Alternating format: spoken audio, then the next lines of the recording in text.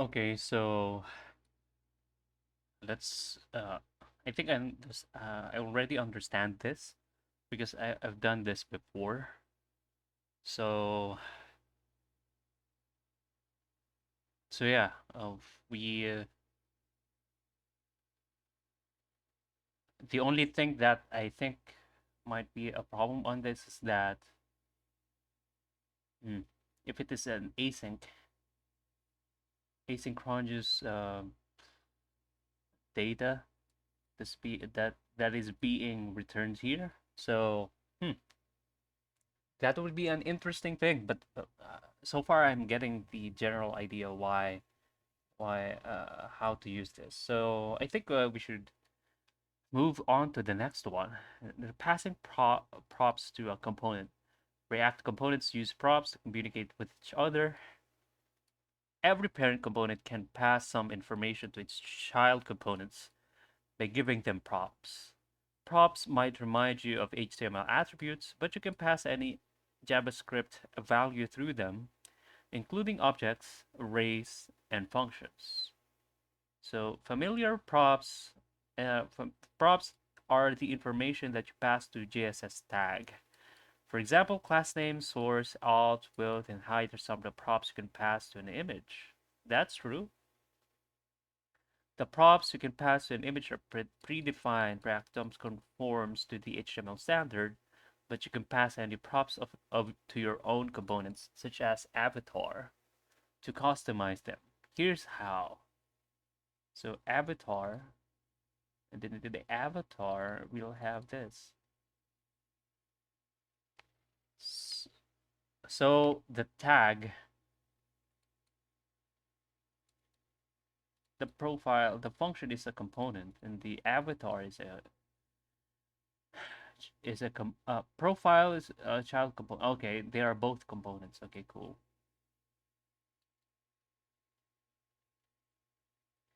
If double curly braces after person equal confuse you, recall they are merely an object inside the JSX curlies. Yep.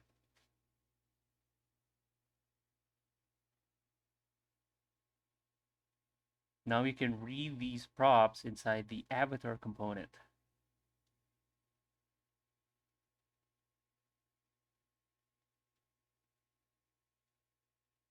Hmm.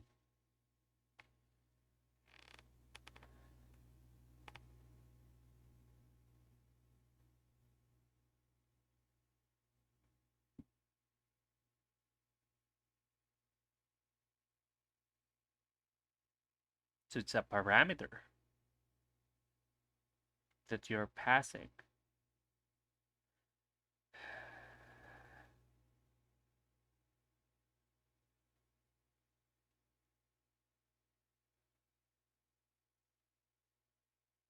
Hmm.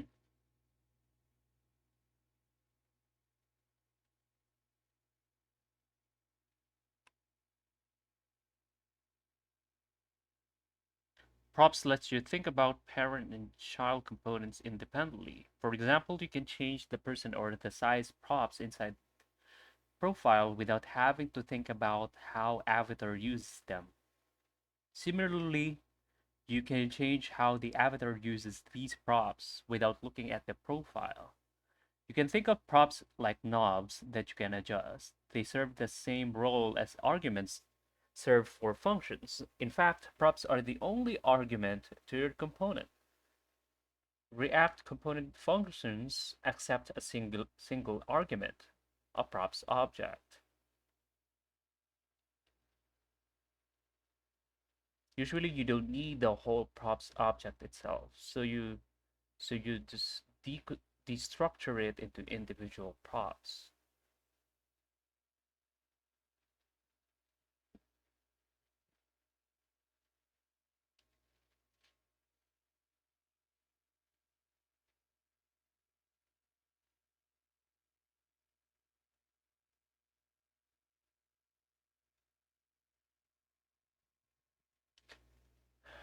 This syntax is called this destructuring and is equivalent to reading properties properties from a function parameter. Seems like this one is a cleaner one.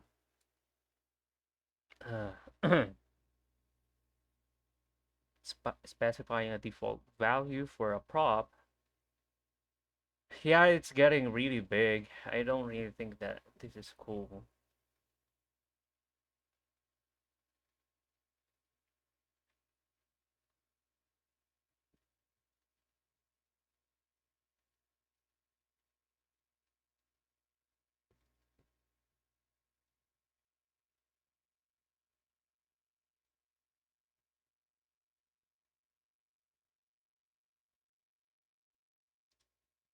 Use spread syntax with restraint. If you're using it in every other component, something is wrong.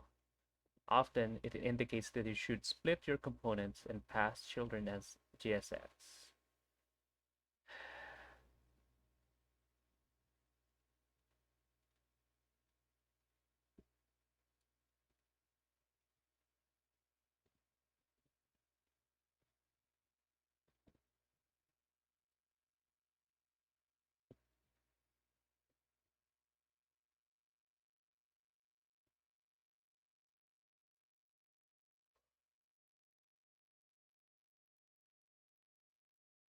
Hmm,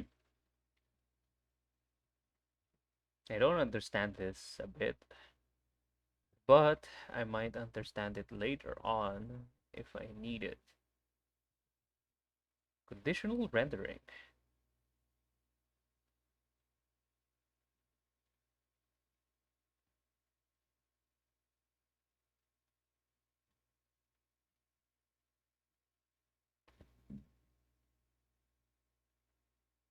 Okay. Oh, okay. Pass it as a hmm, as an attribute if the attribute is not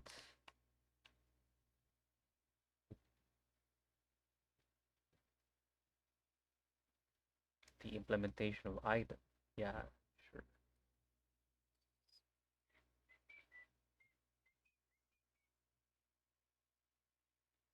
Ta, ta, ta, ta. Yeah, I'll try that later. Try editing what gets returned in either case.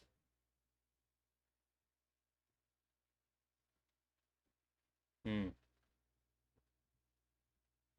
Rendering this. Yeah, I could do that later.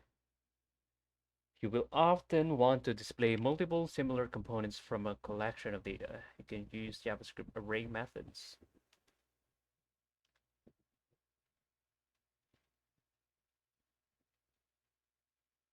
Yeah, put in an array. Oh, that's awesome. Okay, you return it, list items, and then put it in there. Yeah, that's awesome. You just use a map. That's cool.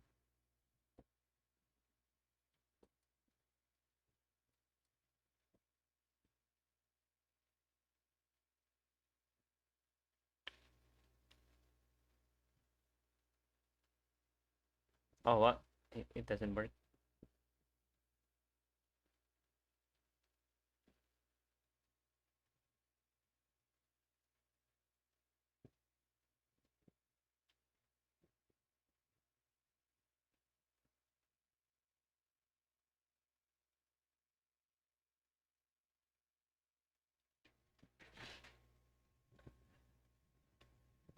Da, da, da, da, da, da, da.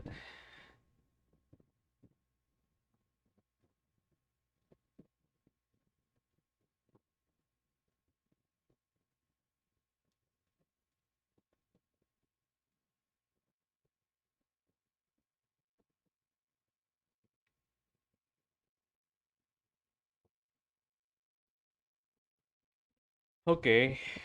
Warning: each child in the list should have a unique key. Yeah.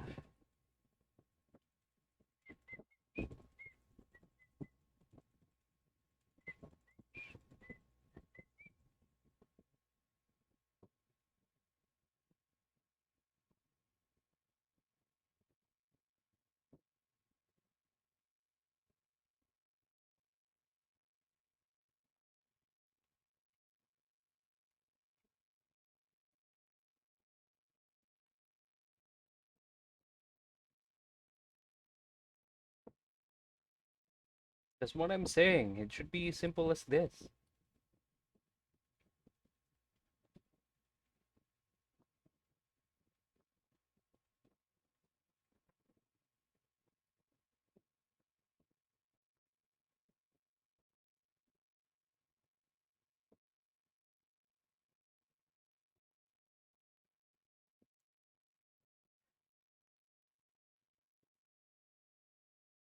Right. So, uh, mm, yeah, I think I know how to do this. I'll just pass it here, and I'll try this later. I just want to have a quick scan of this. Purity components as formulas. Yeah, yeah, I've done. That seems as expected. Side effects, unintended consequences. Da-da-da.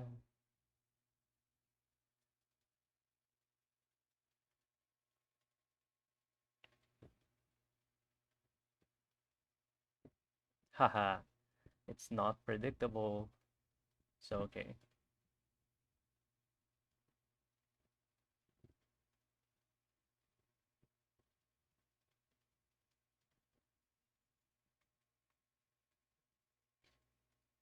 There should be a way to save the data. Accessing it data.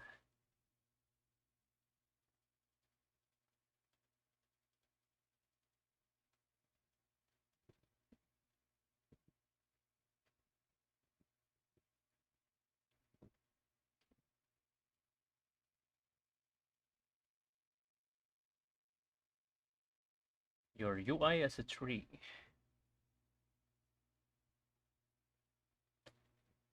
Components and state management. Yeah, I just want to skip because it seems like I already know some formulas to it. The render tree. Yeah, we can compose that.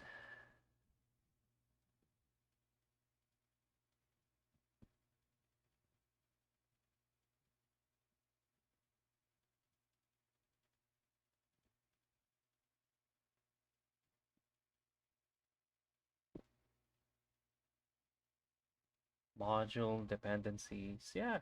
Mm.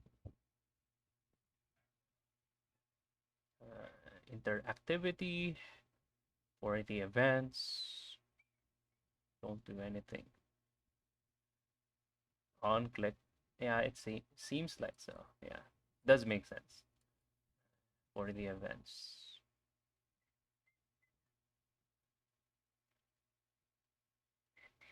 Yeah, always making this mistake. Just it doesn't have any parentheses once you're using it as an argument, right? Argument versus parameter.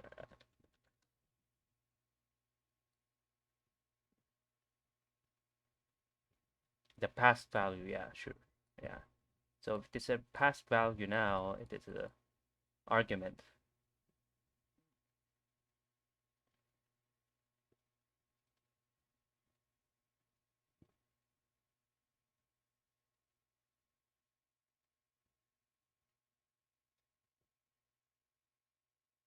Reading props in an event handlers.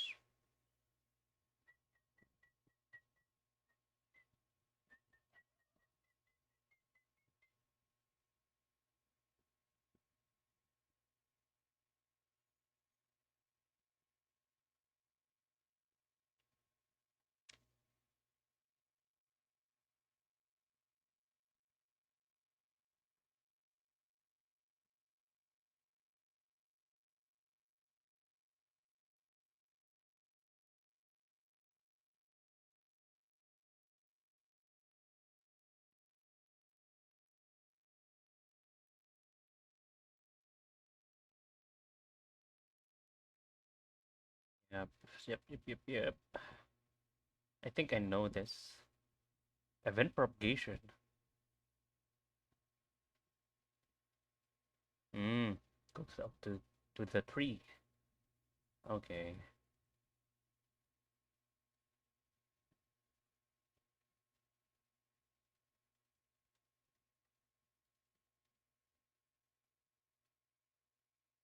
Components memory.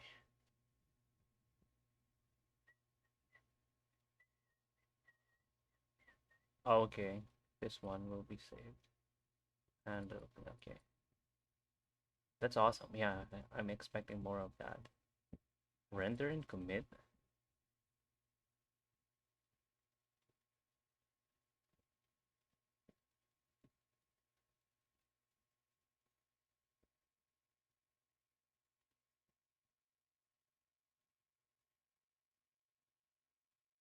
Yeah, the great root. I've seen this. Then render, re-render when state updates. State set function. Subsequent. Can we do that?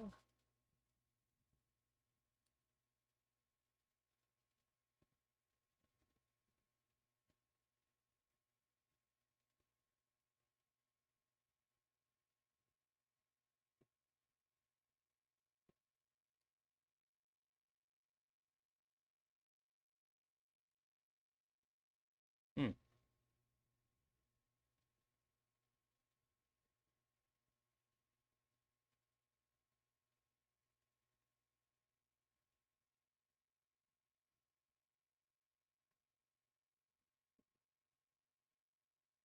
We don't need this for now, the optimization. We just need to know for re-render, we react to apply the minimum necessary operations calculated while rendering to make the DOM match the leaders.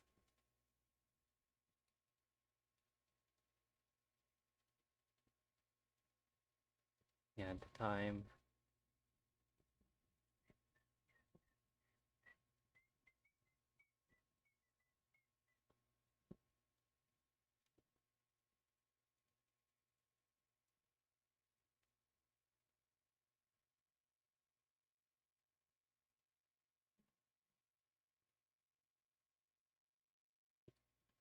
State as a snapshot. Yes. Okay.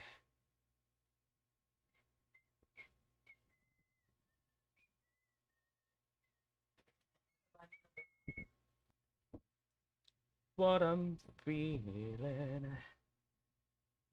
Rendering means React is calling a component which is a function. The JSX you return from that function is like a snapshot of the UI in time. Its props, event handlers, and local variables were all calculated using its state at the time of the render. Unlike a photograph or a movie frame, the UI snapshot you return is interactive. It includes logic like event handlers that specify what happens in response to inputs. React updates the screen to match the snapshot and connects the event handlers. As a result, passing a button will trigger that handler from your JSX. Send and then OK. Executing function, calculate snapshot, updating the DOM tree. So more, it is more a bit of an advanced thing. So, hmm,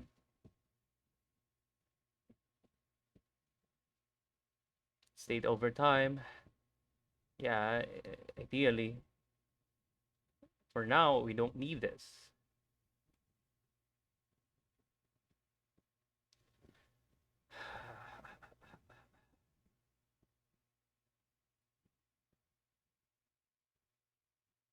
Yeah, let me have a mistake. Reacting to input with state.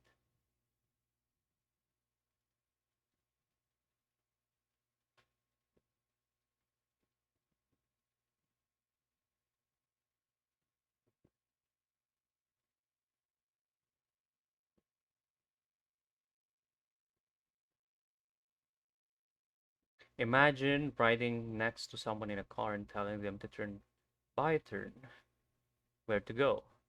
They don't know where you want to go, they just follow your commands. And if you get the directions wrong, you end up in a wrong place, called imperative because you have to command each element, from the spinner to the button, telling the computer how to update the UI. In this example of imperative UI programming, the form is built without React. It only uses the browser DOM. What is the meaning of DOM anyway? Document Object Model. Okay. That's true. That's true. Manipulating the UI imperatively works well enough for isolated examples. Yeah, that's true. In React, built to solve this problem, in React, you don't directly manipulate the UI, meaning you don't enable, disable, show, and hide implement directly. Instead, you declare what you want to show, and React figures out how to update the UI. Think of getting into taxi and telling the driver where you want to go instead of telling them exactly where to turn. It's the driver's job to get you there. They might even know some shortcuts you haven't considered.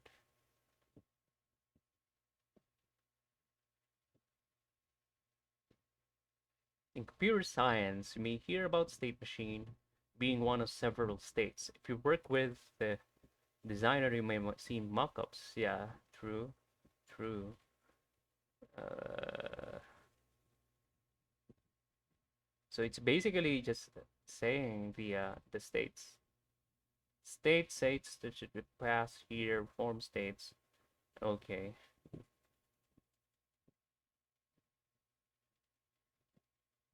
I like this. I'll try this.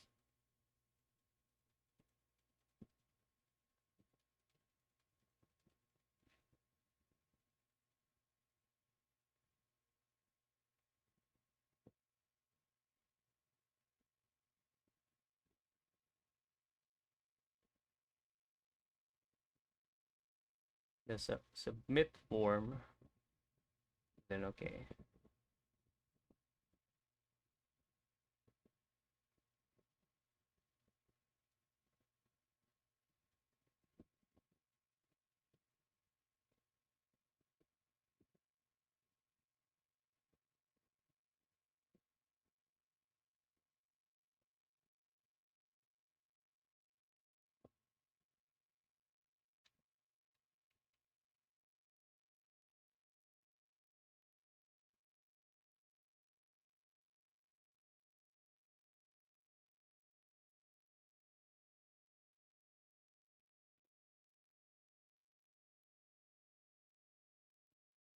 The set status. Set status. So it already has a function for that, the set status. Yeah, I'll try it.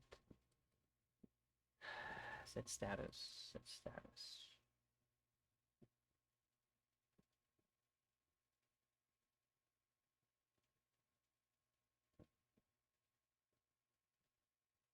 All right, I'll try this state.